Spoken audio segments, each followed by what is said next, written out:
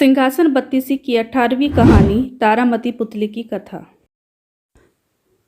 18वीं बार फिर राजा भोज सिंहासन पर बैठने के लिए आगे बढ़े। उन्होंने सोचा कि इस बार चाहे कुछ भी हो जाए वो सिंहासन पर बैठकर ही रहेंगे। तभी सिंहासन से 18वीं पुतली तारामती बाहर निकली और राजा भोज को रोकते हुए बोली, सिंहासन पर बैठने से पहले राजा विक्रमादित्य का यह किस्सा सुनिए। उसके बाद पुतली तारामती ने कहानी सुनाना शुरू किया। राजा विक्रमादित्य कलाकारों और विद्वानों का खूब सम्मान किया करते थे। उनके दरबार में कई महान कलाकार थे। अन्य राज्यों से भी योग्य कलाकार उनके दरबार में आते जाते रहते थे। एक दिन राजा विक्रमादित्य के दरबार में दक्षिण भारत से एक विद्वान पहुंचे।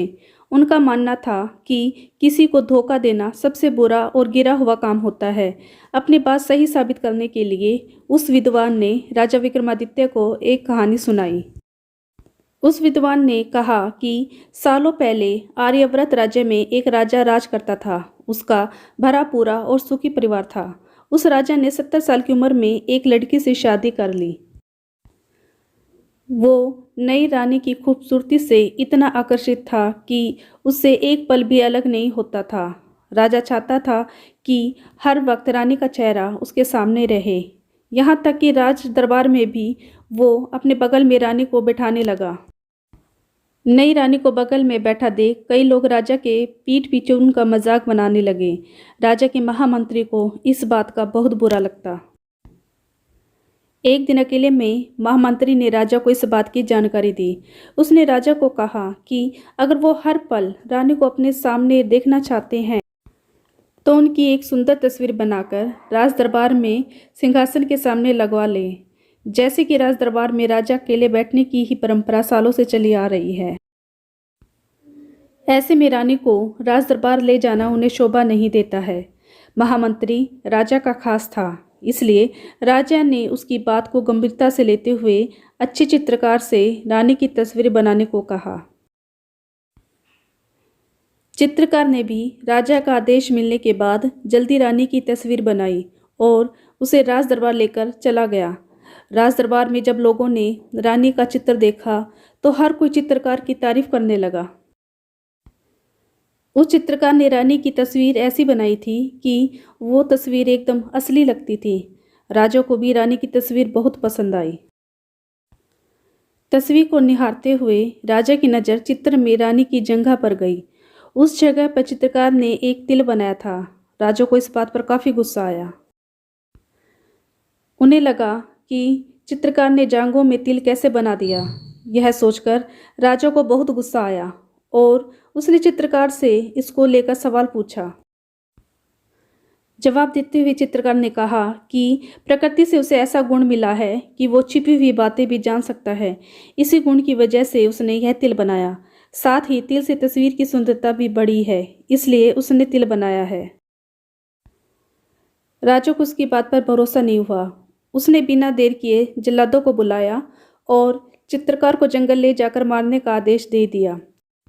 साथ ही उसकी आंखें निकालकर राजमहल लाने को भी कहा।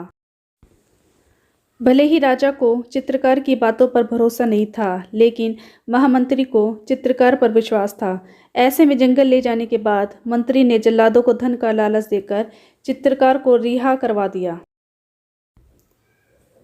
साथ ही उन्हें यह सुझाव दिया कि सबूत के तौर पर वो किसी हिरण की आंखें ले जाकर राजा को दे दे। इसी बीच महामंत्री चित्रकार को अपने घर ले आया और वो रूप बदलकर महामंत्री के घर में रहने लगा। इतना सब होने के कुछ दिनों बाद राजा का बेटा शिकार के लिए जंगल गया। तभी उसके पीछे एक शेर पड़ गया। राजकुमार अपनी जान बचाने के लिए एक पेड़ पर जा चढ़ा।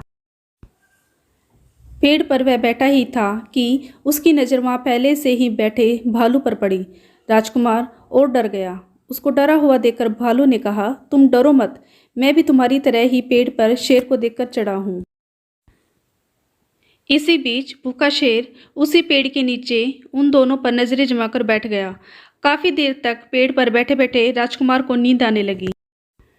यह देखकर भालू ने राजकुमार को अपनी तरफ आने का इशारा किया और कहा कि वो थोड़ी देर उसका सहारा लेकर सो सकता है।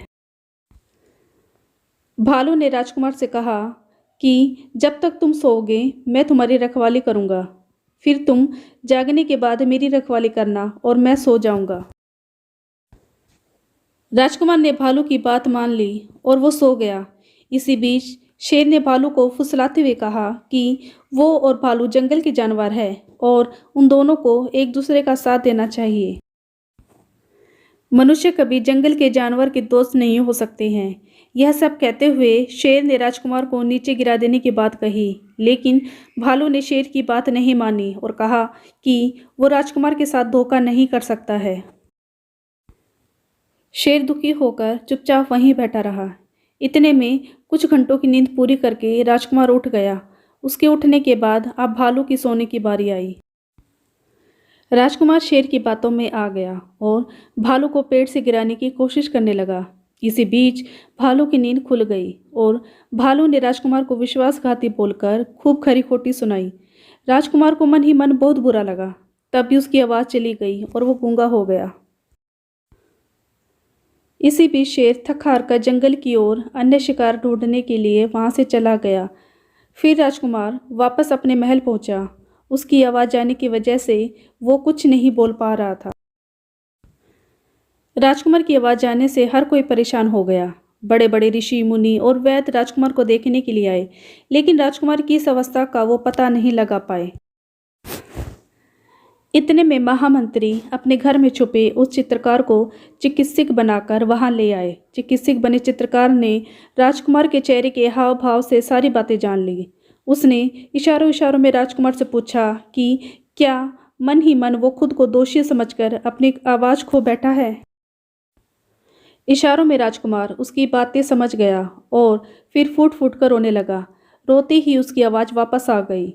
राजा बहुत हैरान हो गए और उन्होंने सोचा कि यह चिकित्सक राजकुमार का चेहरे देखकर सारी कैसे जान सकता है। तब उस चित्रकार ने कहा कि जैसे एक चित्रकार ने रानी का तिल देख लिया था, वैसे ही मैंने आपके बेटे का चेहरा देखकर ही सब कुछ जान लिया। यह सुनते ही राजा को समझ आ गया कि वो कोई चिकित्सक नहीं बल्कि कलाकार है। राजा ने चित्रकार से अपनी गलती की माफ़ी मांगी और उसे कुछ उपहार देकर सम्मानित किया।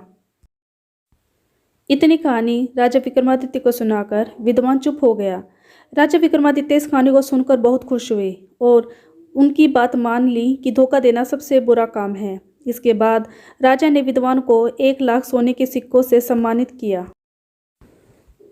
इतना कहते ही 18वीं पुतली तारामती ने कहा कि अगर तुम में भी दूसरों की बातों में सहमत होने और दूसरों की बातों का सम्मान करने का गुण है तो तुम इस सिंहासन पर बैठ सकते हो।